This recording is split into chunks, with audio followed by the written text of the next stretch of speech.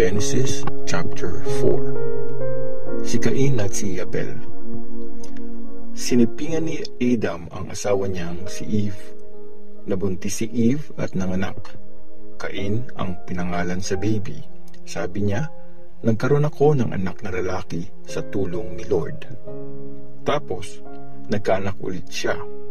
Abel naman ang pangalan. Nung lumaki sila, naging shepherd si Abel at farmer naman si Cain. Minsan, nag-offer si Cain kay Lord ng mga hinarvest niya. Nagdala naman si Abel ng isang panganay ng alaga niyang hayop. Pinatay niya yun at inoffer ang pinakamahalagang parte nun kay Lord. Natuwa si Lord kay Abel at sa offering nito. Pero, nireject niya si Cain at ang offering nito. Dahil doon, galit na galit si Cain at kitang-kita yun sa mukha niya. Tapos, sabi ni Lord sa kanya, bakit ka nagagalit? Bakit ganyan ang mukha mo? Kung tama ang ginawa mo, masaya ka sana ngayon. Pero dahil mali ang ginawa mo, nandyan na ang kasalanan. Parang mabangis na hayop na nag-aabang sa pinto. Gusto niyang kontrolin ka, pero dapat matalo mo siya. Isang araw, sinabi ni Cain sa kapatid niya, tara, punta tayo sa bukid. Pagdating doon, bigla niyang sinugod si Abel at pinatay. Tapos, tinanong ni Lord si Cain, nasan si Abel na kapatid mo? Sumagot siya, ewan ko, ako ba ang tagapag-alaga ng kapatid ko? Sabi ni Lord, ano itong ginawa mo? Dumanak sa lupa ang dugo ng kapatid mo at humihingi yun sa akin ng hustisya. Dahil dyan, isusumpa kita. Hindi ka na pwedeng magbungkal ng lupa kasi dyan dumanak ang dugo ng kapatid mo na pinatay mo. Kahit magbungkal ka ng lupa at magtanim, walang tutubo doon. Wala kang lugar na matitirhan at magiging pag-alagala ka sa mundo. Sabi ni Cain, sobrang bigat naman ng parusa mo sa akin. Gusto mo akong palayasin sa lugar na ito at ilayo sa iyo. Wala na akong matitirhan at pag-alagala na lang ako sa mundo. Malamang, patayin ako ng kahit sinong makakita sa akin. Pero sumagot si Lord, hindi. Pag may pumatay sa iyo, 7 beses na mas matindi ang magiging parusa niya. Kaya nilagyan ni Lord ng palatandaan si Cain para warningan ang mga tao na huwag siyang patayin. Lumayo nga si Cain kay Lord at tumira sa lupain ng Nod, sa east ng Eden. Ang lahi ni Cain. Sinipingan ni Cain ang kanyang asawa, nabuntis ito at pinanganak si Enoch. Nagtayo si Cain ng city at pinangalan yun sa anak niya. Anak ni Enoch si Irad, na tatay ni Mehujael. Anak naman ni Mehujael si Metushael, na tatay ni Lamech. Dalawa ang naging asawa ni Lamech, sina Ada at Zila. Anak ni Ada, si Jabal, na ninuno ng mga nag-aalaga ng mga baka at tumitira sa mga tent. Ang kapatid niya namang si Jubal, ang ninuno ng lahat ng mga tumutugtog ng harp at flute. Anak ni Zila, si Tubal-Cain. Siya ang gumawa ng lahat ng tools na gawa sa bronze at bakal. Si Naama naman, ang kapatid na babae ni Tubal-Cain. Sinabi ni Lamech sa mga asawa niya, Ada at Zila, makinig kayo. Pinatay ko ang isang binata kasi sinugatan niya ako. 7 buhay ang bayad sa pagpatay kay Cain, pero pag ako ang pinatay, 77 ang sisingilin. Si Seth at si Enosh. Sinipingan ulit ni Adam ang asawa niya at lalaki ang naging anak nito. Sabi ni Eve, binigyan ako ng Diyos ng isa pang anak, kapalit siya ni Abel na pinatay ni Cain.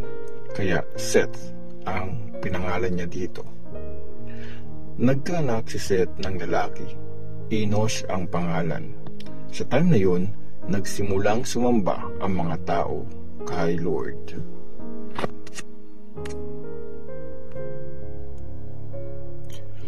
Genesis chapter 5. Ang lahi ni Adam. Ito ang listahan ng lahi mula kay Adam. Nung create ng Diyos ang tao, ginawa niya sila na kagaya niya. Create sila ng Diyos na lalaki at babae. Blines sila at tinawag na tao. Noong 130 years old na si Adam, naging anak niya si Seth, na kagaya niya. Tapos nabuhay pa si Adam ng 800 years at nagkaroon ng iba pang mga anak. Namatay siya sa edad na 930. Noong 105 years old na si Seth, naging anak niya si Enosh. Tapos nabuhay pa siya ng 807 years at nagkaroon ng iba pang mga anak. Namatay siya sa edad na 912. Noong 90 na si Enosh, naging anak niya si Kenan. Tapos nabuhay pa siya ng 815 years at nagkaroon ng iba pang mga anak. Namatay siya sa edad na 905. Noong 70 na si Kenan, naging anak niya si Mahalalel. Tapos nabuhay pa siya ng 840 at nagkaroon ng iba pang mga anak. Namatay siya sa edad na 910. Noong 65 na si Mahalalel, naging anak niya si Jared. Tapos nabuhay pa siya ng 830 years at nagkaroon ng iba pang mga anak. Namatay siya sa edad na 895. Noong 162 na si Jared, naging anak niya si Enoch. Tapos nabuhay pa siya ng 800 years at nagkaroon ng iba pang mga anak. Namatay siya sa edad na 962. Noong 65 na si Enoch, naging anak niya si Methuselah. Tapos nabuhay pa si Enoch ng 300 years kasama ang Diyos at nagkaroon siya ng iba pang mga anak.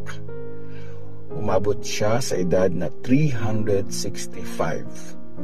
Namuhay siyang kasama ang Diyos, tapos bigla siyang nawala kasi kinuha siya ng Diyos. Noong 187 na si Methuselah, naging anak niya si Lamech. Nabuhay pa siya ng 782 years at nagkaroon ng iba pang mga anak.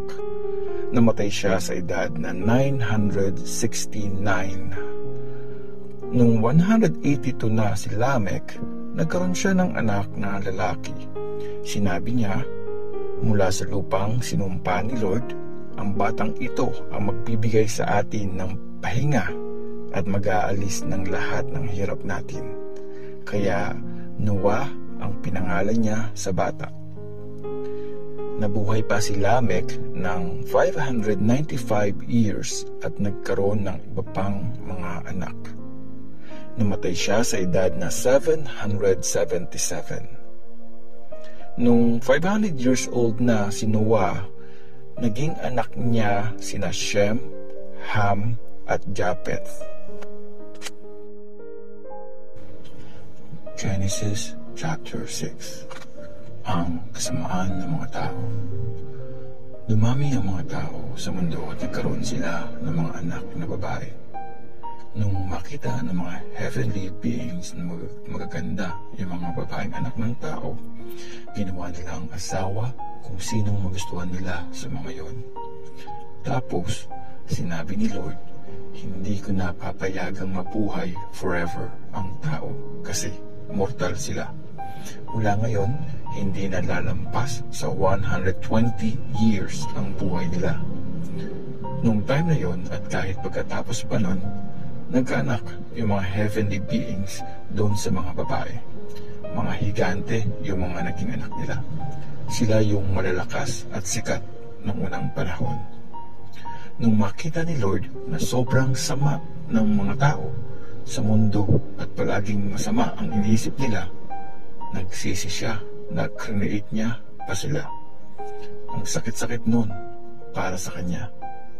Sinabi niya, pupurahin ko na sa mundo ang lahat ng taong create ko, pati ang mga hayop at ibon. Sana pala di ko na lang sila ginawa.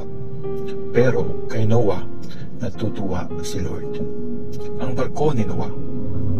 Ito ang kwento ni Noah. Ginagawa niya parati ang tama at siya lang ang nag-iisang taong sumusunod sa Diyos nung panahon niya. Namuhay siyang kasama ang Diyos. May 3 siyang anak, sina Shem, Ham at Japhet. Except kay Noah, napakasama ng mga tao sa paningin ng Diyos. Puro karahasan ang nangyayari sa mundo. Nakita ng Diyos na sobrang sama ng mga tao. Masasama ang lahat ng ginagawa nila. Sinabi ng Diyos kay Noah, tatapusin ko na ang buhay ng lahat ng tao kasi dahil sa kanila napuno ng karahasan ang mundo. Ngayon wawasakin ko sila kasama ng mundo. Kumuha ka ng barko gamit ang magandang klase ng kahoy at lagyan mo yon ng mga kulungan ng hayop. Tahiran mo ng alkitrani yung loob at labas ng barko para di pasukan ng tubig. Ganito ang sukat. 450 feet ang haba, 75 feet ang lapad, at 45 feet ang taas. Gawan mo ng bubong at mag-iwan ka ng space na 18 inches sa pagitan ng bubong at ng mga gilid ng barko. Gawin mong 3 floor yung barko, tapos lagyan mo ng pinto sa gilid. Magpapadala ako ng baha sa mundo para mamatay lahat ng may buhay sa lupa. Mamamatay ang lahat ng nasa mundo, pero gagawa ako ng kasunduan natin. Pumasok kayo sa barko, ikaw, ang asawa mo, ang mga anak mo, at ang mga asawa nila. Magsama ka sa barko ng lahat ng klase ng hayop para maligtas din sila. 2 bawat hayop, 1 lalaki at 1 babae. Magsakay ka ng 1 pares ng lahat ng klase ng ibon, hayop at mga gumagapang sa lupa para di sila mamatay. Magdala ka rin ng lahat ng klase ng pagkain para sa inyo at sa mga hayop. At sinunod nga ni Noah ang lahat ng inutos sa kanya ng Diyos.